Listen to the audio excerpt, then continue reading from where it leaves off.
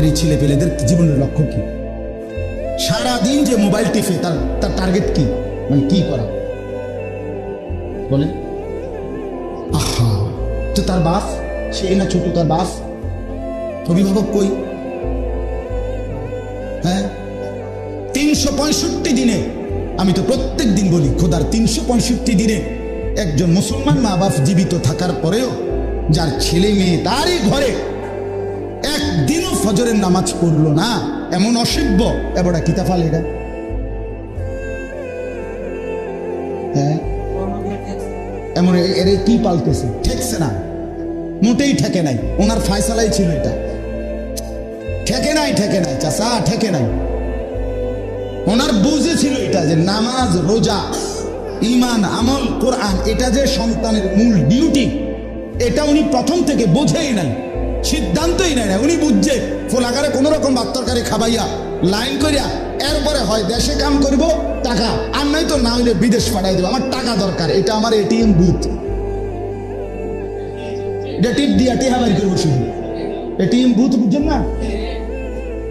চাপ দিলে টিহা বাইর হয়ে যাবে থেকে। এই ফুত হইল আমার এটিএম বুথ। কাজেই তার কোরআন, তার নামাজ, তার আখিরাত, তার সেজদা এটা আমার দেখার বিষয়। আমার দেখার বিষয় হলো তারে দিয়ে আমি উপার্জন করাবো, কামাই করবো। সে ইকোনমিক্যাল অ্যানিম্যাল, অর্থনৈতিক প্রাণী। Man is economical animal. ইউরোপিয়ানদের কথা এটা, বস্তুবাদের কথা এটা, ক্যাপিটালিজমের কথা এটা, পুঁজিবাদের কথা এটা স্লোগান। মানুষ অর্থনৈতিক প্রাণী। মানুষের বেঁচে থাকা, মানুষের পৃথিবীতে জন্মের সার্থকতা, কে কত বেশি উপার্জন করছে সে তত সার্থক। আজকের পৃথিবীতে সফল কাকে বলে? সম্পদওয়ালাকে। কথা বলেন না কেন? আজকের পৃথিবীতে সফল বলে তাকে না, বৈধ না অবৈধ এটা দেখার বিষয় না। টাকার অঙ্কে সফলতা, টাকার অঙ্কে সফলতা, টাকার হিসাবে। এবারে হালাল হারামের কোনো বাজ বিচার, বৈধ অবৈধ তারা কোটি কোটি টাকার মালিক, উনি কামিয়াব। টাকা পয়সা নাই, উনি ব্যর্থ। আহা মুসলমান, এভাবে কেমনি ভুলে গেলাম? 4টা মাইয়া বিয়া দিয়া লাইছে যে বেড়া, এবারে কামিয়াব, 2 ফুট ইটালি।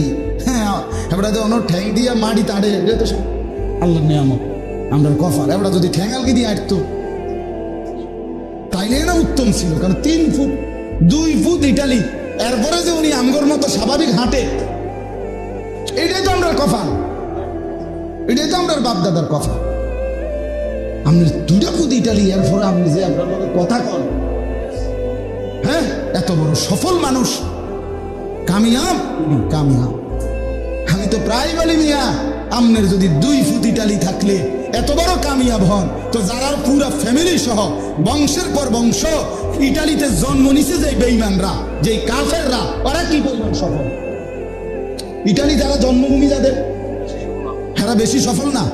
ও কথা কয়, আমগো একজন যদি ইটালি যায় তো কলজা যদি এত বড় হয়ে যায়, তো যেতে জন্ম নিছে ইটালিতে তারা আরো বেশি কপাল নাই, তো সাম কপাল ডাইরেক্ট, তা তো পুরোটাই কপাল, নাক টাক নাই, চোখ নাই, পুরোটাই কপাল।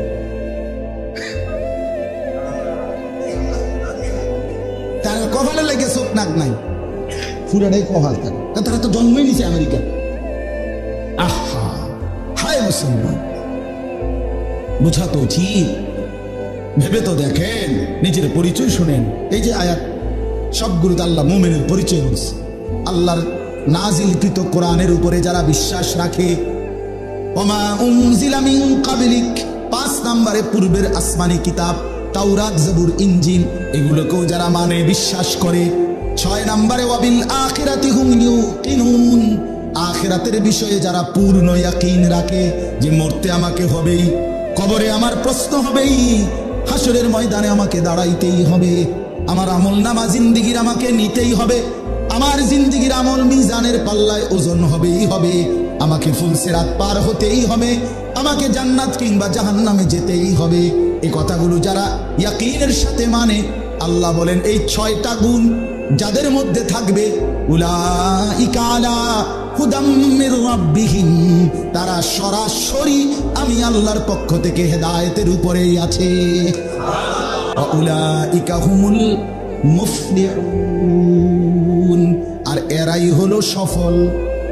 কি ফল? এরা সফল, এরা কামিয়াব।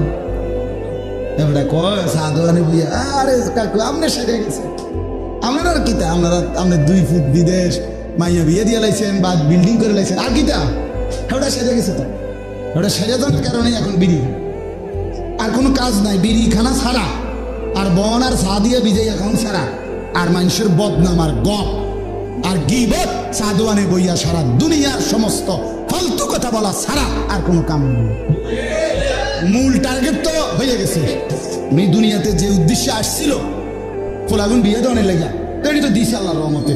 মাইয়া বিয়ে দেওয়ার উদ্দেশ্য ছিল, মাইয়াও বিদেশ পাঠাইছে, খুদ বিদেশ পাঠাইছে, মাইয়া বিয়া দিছে। জীবনে একটা উদ্দেশ্য আছে, একখান ঘর করব। আল্লাহর রহমতে 4 রুমের একখান ঘর করছে, ভিতরে বাথরুম, 2টা বাথরুম ভিতরে, বাথরুম বিশুদ্ধ টাইলস। আল্লাহু আকবার, কত বড় সৌভাগ্য! বাপ দাদা 14 গোষ্ঠীর কপালের দোয়ার বরকতে আমরা আজকে বাথরুম ভিতরে মুতে। আল্লাহু আকবার, আল্লাহু আকবার, কত বড় নিয়ামত! এত বড় সৌভাগ্য আর কি! পূর্বপুরুষ পেশাব করছে বাইরে, এবার এখন আল্লাহর রহমতে ফুতাইতের বরকতে ঘরে মুতে। কত বড় নিয়ামত! সুবহানাল্লাহ, সুবহানাল্লাহ। আরে আমারে বলছি মিয়া, আমি মিথ্যা কথা বলি, আমারে ওটা বলছি বুড়ো মিয়া। আমি জিজ্ঞাসি আর সাসা কি অবস্থা? কাছে আল্লাহর রহমতে বালা। আমি কিতা বালা, আপনি কুদুর কোন কথাটা? আল্লাহর রহমতে তারা 4 জন বিদেশ, মাইয়াগুন বিয়া দিছি। হুজুর বাড়িতে একখান ঘর করছি, 4টা রুম, 2টা বাথরুম করছি হুজুর, বাথরুম দিয়ে শুদ্ধ টাইলস ভিতরে। তখন আমি উনারে কইলাম, সাসা আল্লাহর মেহেরবানি যে আমরা এখন ভিতরে মুতেন, ঘরে মুতেন, কত বড় সৌভাগ্য আমাদের। মনে উনি সফল। আহা, কি মিথ্যা বললাম? আজকে আমাদের মধ্যে বয়স্ক লোকদের সফলতা তো এটাই। এরপরে আর কোনো ডিউটি আছে সে তো বুঝেই না, বুঝি। চলেন বাপ, বুঝতে শিখেন। ছেলেরা বুঝতে শিখো, বাবা এই ছেলে বুঝতে শিখো, নিজের ভালোটুকু বুঝো।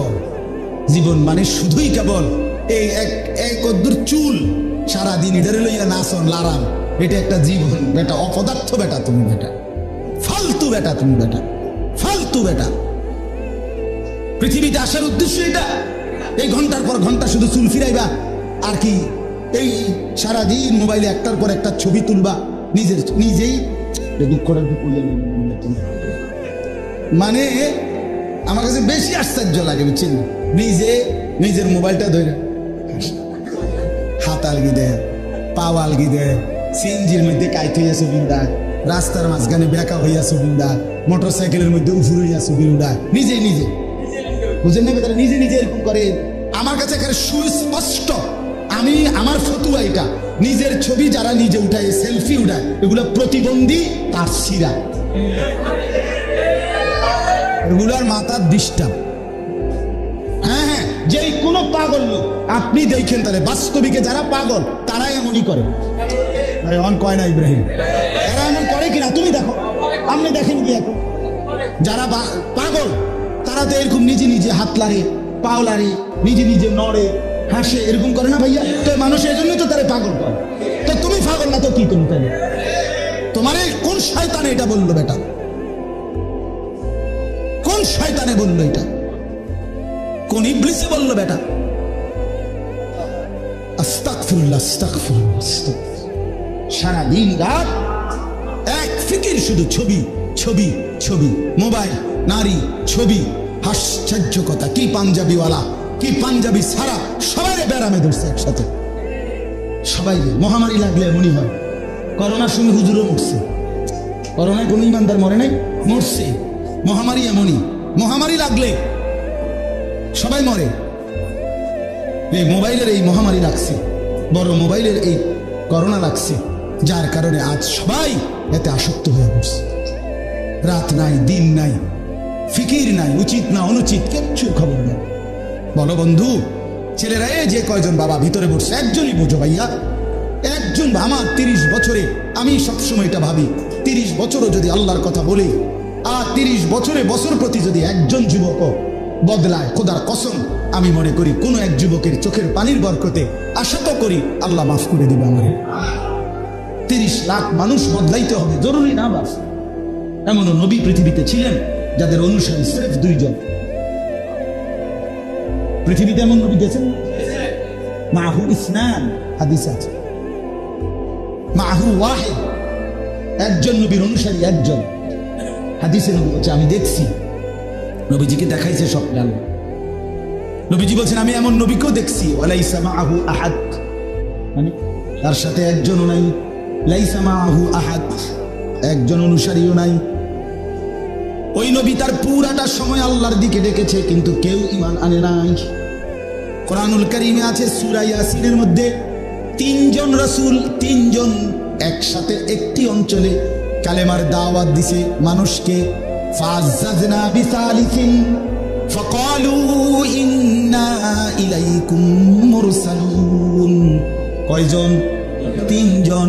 কিন্তু তিনজন একসাথে দাওয়াত দেওয়ার পরেও ওই অঞ্চলে কালেমা পড়েছে শুধুই কেবল একজন। তিনজনের অনুসারী কয়জন? ওয়াজাআ মিন আকসাল মাদিনাতি রাজুলুন, এই যে রাজুলুন একজন হাবিবে নাজ্জার, একজন মাত্র অনুসারী। কওমের লোকেরা ওই একজনকেই অত্যাচার করে জুলুম করে মেরে ফেলেছে।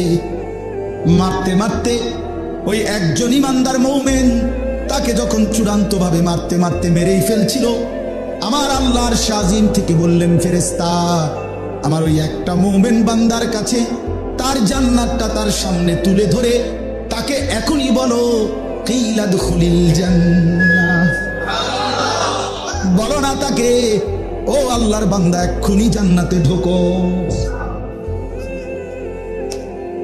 তো কোরআনে আয় ক্বালা ইয়া লাইতা কওমি ইয়ালামুন, ওই ইমানদার সাথে সাথে বলে উঠছে হায় আমার জাতি, তোমরা যদি বুঝতা, তোমরা তো আমারে মারো নাই, বরং আমারে নিজ হাতে তোমরা জান্নাতে তুলে দিলা।